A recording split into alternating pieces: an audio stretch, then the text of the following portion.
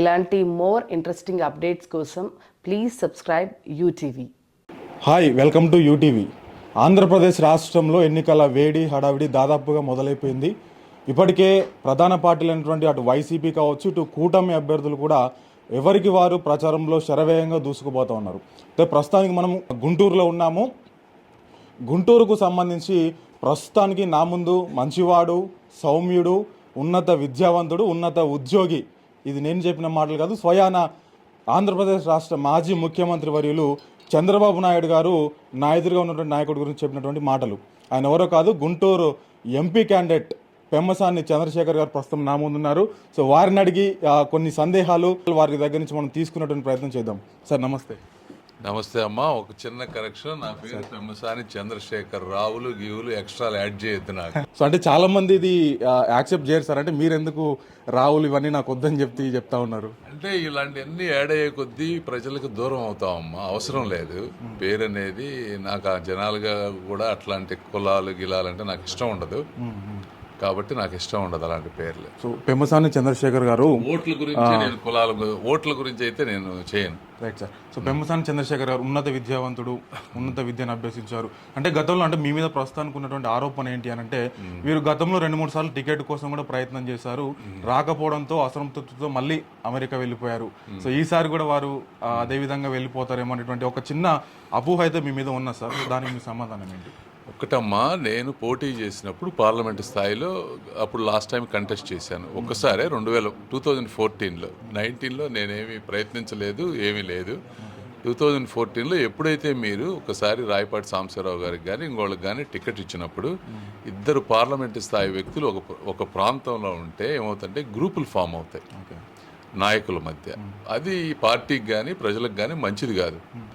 Plus నా age తక్కువ, 37 years. అప్పుడు బిజినెస్ చేస్తూ ఉన్నాం కాబట్టి ఇక్కడ లోకల్గా చేసేవాళ్ళు ఉన్నారు కాబట్టి నేను వెళ్ళి నా పనులు నేను చేసుకున్నా. అయితే ఆ రోజైతే ఏవైతే సంక్షేమ కార్యక్రమాలు మొదలుపెట్టానో అవి ఈ రోజుకు కూడా ఇప్పుడు కూడా మీరు as on today Macherla Gurazala ప్రాంతంలో నా 6-7 ట్యాంకర్లు వాటర్ తిరుగుతూ ఉంటాయి.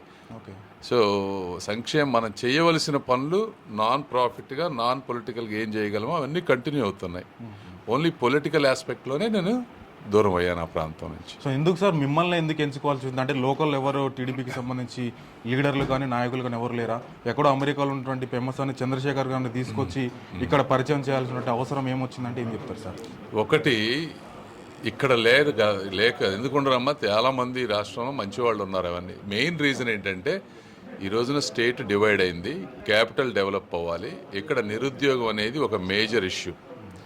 నిరుద్యోగం పోవాలంటే ఇక్కడ అవుట్ సైడర్స్ నుంచి ఇన్వెస్టర్స్ తీసుకురావాల్సినటువంటి పరిస్థితి. నాకు అమెరికాలో కానీ ఇంకెక్కడ కానీ ఉన్న పరిచయాలు కానీ, అదేవిధంగా నేను కింది స్థాయి నుంచి పైకి వచ్చిన విధానం కానీ, ఒక సమర్థత, అదేవిధంగా ప్రజలకు ఏదో ఒకటి చేయాలి, అల్లి డబ్బు సంపాదించాలని ఎలక్షన్లో ఖర్చు పెట్టిన డబ్బు మళ్ళీ సంపాదించాల్సిన అవసరం లేదు కాబట్టి నిస్వార్థంగా కష్టపడతాడు, ప్రజలకు ఏదో ఒకటి చేస్తాడు అనే ఒక బలమైన కారణంతో బాబు గారికి నాకున్న సంబంధంతో 10 సంవత్సరాల్లో ఆయన నమ్మారు కాబట్టి నన్ను ఈరోజు పోటీ చేయమని అడిగారు. అంటే రాజధాని అన్నారు కాబట్టి ఇంకొక విషయం మాట్లాడదాం సార్. అంటే ఒక పక్క వైసీపీ 3 రాజధానుల అంశాన్ని ప్రస్తావనకు తీసుకొచ్చింది, దాన్ని అభివృద్ధి చేసే దిశగా వెళ్తా ఉన్నామని చెప్పేసి వారు చెప్తా ఉన్నారు.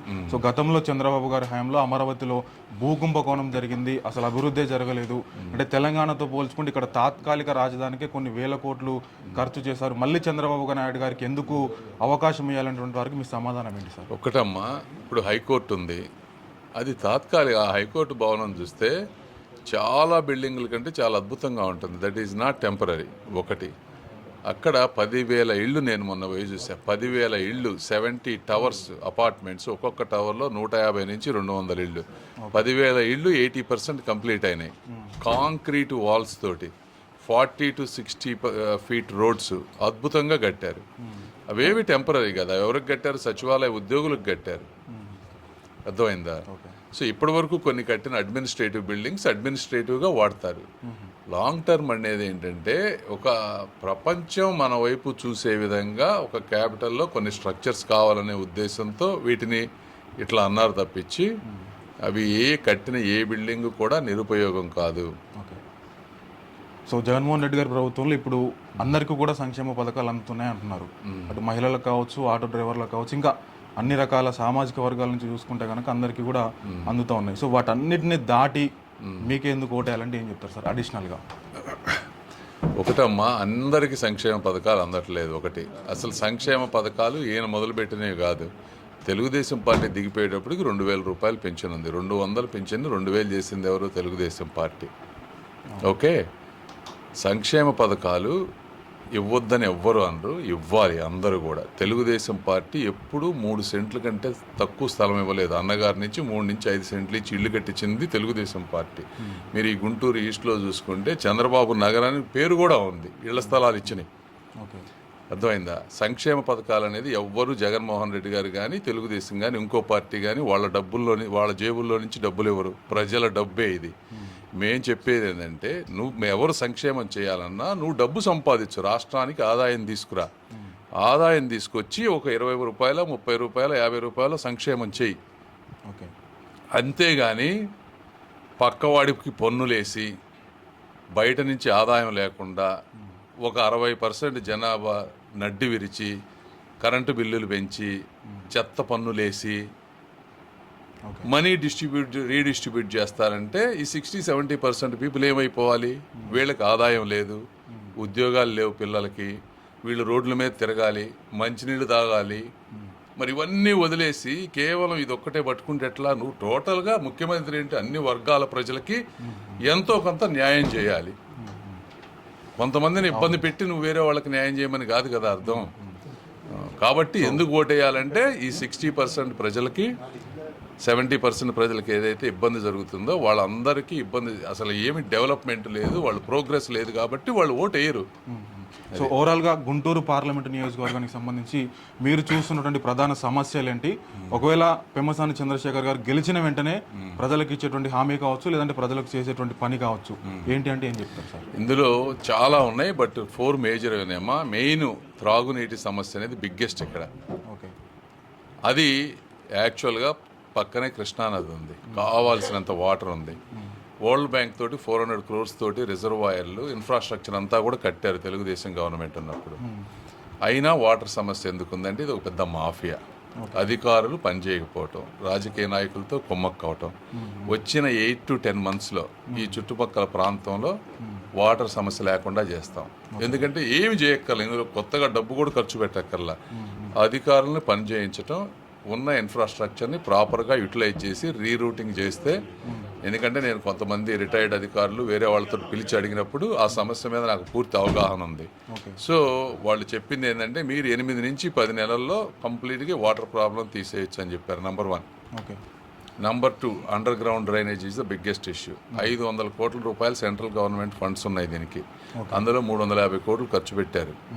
ఇంకా 150 కోట్లు జగన్మోహన్ రెడ్డి గారు డైవర్ట్ చేశారు. స్టేట్ గవర్నమెంట్ నుంచి 400 కోట్లు యాడ్ చేయాల్సింది పోగా అవి యాడ్ చేయకుండా ఈ 150 కోట్లు డైవర్ట్ చేయడంతో అండర్ గ్రౌండ్ డ్రైనేజ్ ప్రాజెక్ట్ 60%, 50%కి వచ్చి ఆగిపోయింది.